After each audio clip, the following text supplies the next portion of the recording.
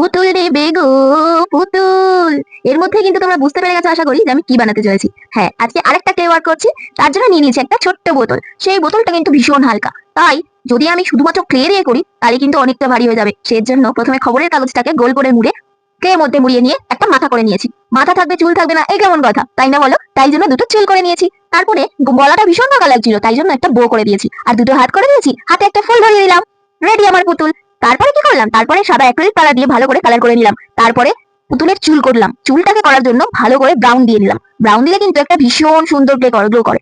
তো ব্রাউন করে নেওয়ার পর মুখটা, দুটো হাত সুন্দর করে স্কিন কালার করে নিলাম, যেটাকে পিচ কালার বলে। পিচ কালার করে নেওয়ার পর জামাটা কিন্তু করে নিলাম বেবি পিঙ্ক কালার। আর পিঙ্ক কালার তো সব বাচ্চাদেরই খুব পছন্দের কালার, আমারও ভীষণ পছন্দের কালার পিঙ্ক। তাই পুতুলের গায়ে পিঙ্কটাই বেশি ভালো মানাতো, তাই পিঙ্ক করে নিলাম। তারপরে কিন্তু করে নিলাম বোটা লাল কালার, আর রিবন, মাথার রিবন গুলো করে নিলাম লাল কালার। গালটায় লুজ লাগিয়ে দিলাম পিঙ্ক শেডের। তারপরে করে নিলাম চোখ। চোখ করার পর চোখটা দেখলাম তো কেমন ভূতের মতন লাগছে। তারপরে চুলটা করে নিলাম। চোখটা তখনও ভাবছিলাম কি করব। তারপরে একটু মাথায় বুদ্ধি খাটিয়ে চোখটা করে দিলাম, ঠোঁটটা করে দিলাম তার সাথে, আর চুড়ি করে দিলাম। তারপরে কিন্তু ফুলটা করে দিলাম। আমার পুতুল রেডি। কমেন্টে জানিও কেমন হয়েছে। টাটা।